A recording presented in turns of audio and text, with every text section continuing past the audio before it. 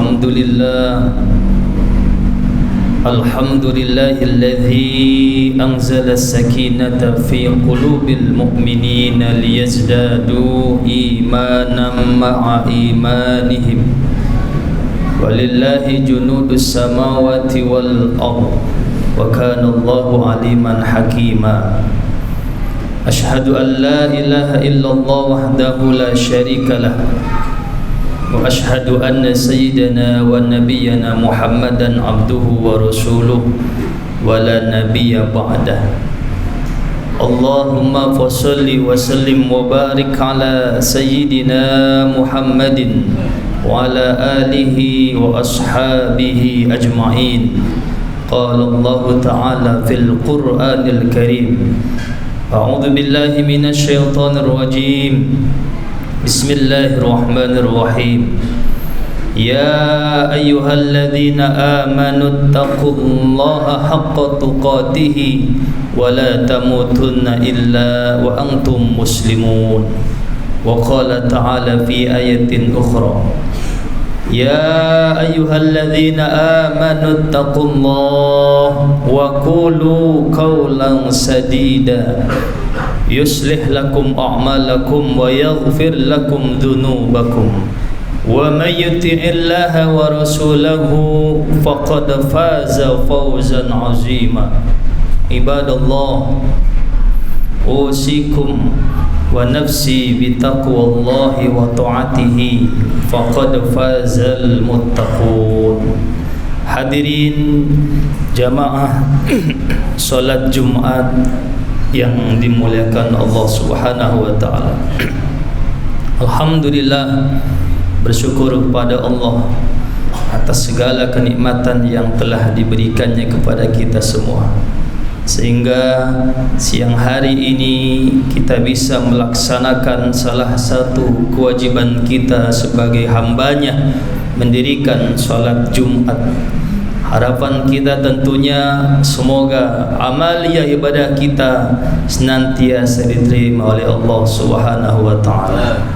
Hadirin jamaah yang dirahmati Allah, di dalam kitab Nashihul Ibad yang ditulis oleh ulama kita Syekh Nawawi Al-Bantani, di sana tertulis ada nasihat yang disampaikan oleh malaikat Jibril alaihissalam. Apa kata malaikat Jibril? Yuhibbu Rabbul Izzati Jalla Jalaluh min abidihi thalatha khisalin. Ada 3 hal yang Allah cintai terhadap hambanya. Ketika kita melakukan 3 hal ini, maka insya Allah kita akan mendapatkan cintanya Allah. Siapa yang tidak ingin dicintai oleh Allah?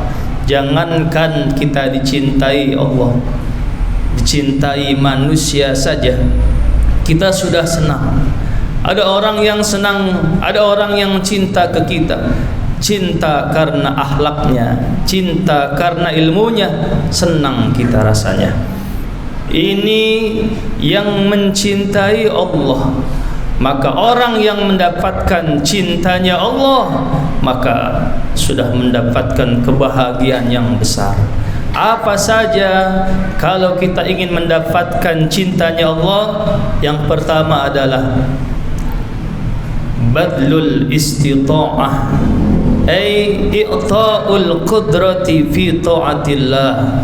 Kalau ingin mendapatkan cintanya Allah, yang harus kita lakukan pertama kali adalah berupaya sekuat tenaga kita untuk melaksanakan ketaatan kepada Allah Subhanahu wa taala. Melakukan amaliyah-amaliyah sebagai bentuk ketaatan kita kepada Allah. Orang yang taat kepada Allah, maka mereka akan mendapatkan cintanya Allah. Wa may yuti'illaha wa rasulahu faqad faza fawzan 'azima. Barang siapa yang taat kepada Allah, taat kepada Rasulnya, maka sungguh dia sudah mendapatkan kemenangan yang besar. Dia mendapatkan kebahagiaan yang besar. Dia mendapatkan kesuksesan yang besar.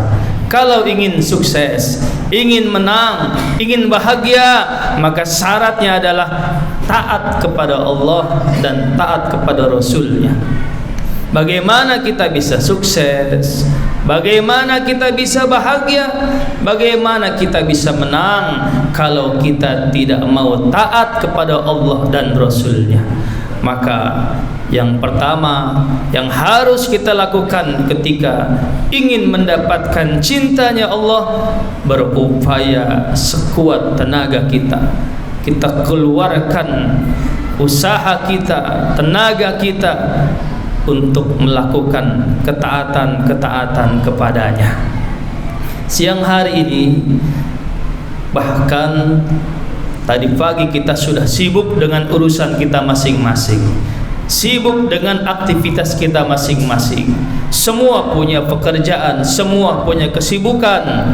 Tetapi siang hari ini kita berani meninggalkan kesibukan kita sebentar. Kita tinggalkan aktivitas duniawi kita sebentar. Untuk apa? Sebagai bentuk taat kita kepada Allah Subhanahu wa taala. Karena sadar bahwa hidup di dunia ini tidak selamanya. Dunia hanya tempat singgah, dunia hanya sementara. Kita tinggalkan dunia yang sementara, mengabdikan kepada Allah, mencari kebahagiaan akhirat. Hadirin jamaah yang dimuliakan Allah Subhanahu wa taala. Yang kedua, kalau ingin mendapatkan cintanya Allah, apa yang harus kita lakukan? Wal buka'u indan nadamah ay ala fi'lil ma'asi. Menangis ketika melakukan perbuatan maksiat, menangis ketika melakukan perbuatan dosa. Orang yang ingin dicintai Allah, maka ketika dia terpelosok tidak sengaja ke dalam lembah dosa, ke dalam perbuatan maksiat, lalu dia sadar, dia kembali ke jalan yang benar. Allah bimbing dia, Allah arahkan dia kepada kebenaran. Sadar dia, tidak bangga dengan dosa-dosa yang sudah dilakukannya, tidak tertawa, tidak tersenyum ketika melakukan perbuatan dosa dan maksiat, tapi dia menyesal, menangis di keheningan malam. Dia mengadukan semua permasalahannya, dia menyesali perbuatan dosa-dosanya, menangis, kemudian dia sadar dan tidak mengulangi perbuatan dosa maksiat yang sudah dilakukannya. Ini salah satu karakteristik orang yang bertakwa, sebagaimana yang dijelaskan dalam Al-Quran. A'udzubillahi minasyaitonir rajim. Walladzina idza fa'alu fahishatan aw zalamu anfusahum dzakarullaha fastaghfaru lidzunubihim wa may yaghfiru dzunuba illa Allah wa lam yusirru ala ma fa'alu wa hum ya'lamun. Dan orang-orang yang apabila melakukan perbuatan maksiat, perbuatan dosa, tergelincir ke dalam maksiat dan dosa, zakarullah, mereka ingat Allah, langsung mengingat Allah, tidak lupa kepada Allah. Setelah ingat Allah, apa yang dilakukan?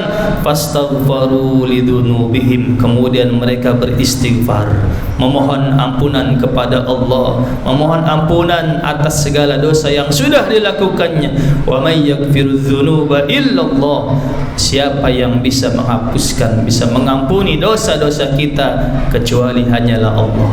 Maka orang-orang yang ketika terpelosok ke dalam kemaksiatan, berbuat salah dan dosa, lalu sadar dia, berazam tidak mengulangi perbuatan maksiat dan dosanya, sadar kembali kepada jalan yang benar, inilah orang-orang yang akan mendapatkan cintanya Allah. Karena ada orang-orang yang bangga dengan maksiat yang dilakukannya, tidak merasa perbuatan itu adalah suatu dosa besar, dia dengan senang, dengan asik dia semakin terjerumus lebih dalam perbuatan dosa dan maksiatnya, jauh dari hidayah Allah. Na'udzubillah, kita berlindung kepada Allah dari orang-orang seperti ini. Tapi kalau ada orang yang menyesal, menangis ketika sadar dia telah melakukan perbuatan dosa, Allah masih mengetuk pintu hatinya, Allah masih memberikan taufik dan hidayahnya, masih ada hidayah Allah berikan petunjuknya. Maka beruntunglah kita yang sadar ketika berbuat dosa lalu kembali kepada Allah, bertobat kepada Allah, tidak mengulanginya kembali.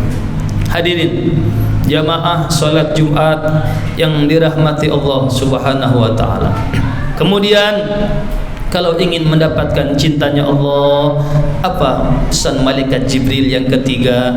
Was-sabru indal faqah ay wujudul hajah. Bersabar ketika ada satu keinginan. Orang yang bersabar akan mendapatkan pahala yang besar. Orang yang sholat berjamaah mendapatkan pahala 27 derajat dibandingkan dengan sholat sendiri. Orang yang berinfak Allah berikan balasan sampai dengan 70 kali lipat, bahkan dilipat gandakan lagi. Lalu bagaimana pahala yang Allah berikan kepada orang-orang yang bersabar? Innama yuwaffas sabiruna ajrahum bighairi hisab. Sesungguhnya hanya orang-orang yang bersabarlah yang Allah berikan pahala tanpa hitungan. Artinya apa? Pahala bagi orang-orang yang bersabar begitu banyak sampai tidak bisa terhitung. Maka jadilah kita sebagai orang-orang yang bersabar ketika kita menginginkan sesuatu. Jangan sampai hilang kesabaran menginginkan sesuatu, akhirnya bagaimana caranya walaupun cara yang haram dilakukan agar dapat sesuatu yang diinginkan. Na'udzubillah. Jadilah orang yang sabar. Bahkan Rasulullah sallallahu alaihi wasallam kagum dengan karakter orang-orang beriman. Orang beriman ini membuat kagum Nabi. Kenapa? Karena orang beriman kalau diberi nikmat dia bersyukur baik bagi dia. Orang beriman bisa bersabar ketika diberikan ujian, bersyukur ketika dapat nikmat, bersabar ketika diuji. Inilah yang membuat kagum Nabi, dan ini terjadi hanya kepada orang-orang yang beriman. Kalau tidak punya iman, diberi nikmat, terkadang dia lupa diri. Tidak punya iman, diberi ujian, terkadang dia berkeluh kesah. Tapi tidak dengan orang-orang yang beriman. Hadirin jamaah yang dimuliakan Allah Subhanahu wa taala. Inilah pesan atau nasihat yang disampaikan oleh malaikat Jibril ketika kita hendak menginginkan agar menjadi orang yang dicintai oleh Allah, maka harus sekuat tenaga berupaya untuk melakukan ketaatan kepadanya. Kemudian kita bersabar, kemudian kita menangis menyesali dosa-dosa yang sudah kita lakukan. Semoga nasihat ini bisa kita amalkan sehingga betul-betul kita semua mendapatkan cintanya Allah. Amin ya rabbal alamin. A'udzubillahi minasyaitonir rajim.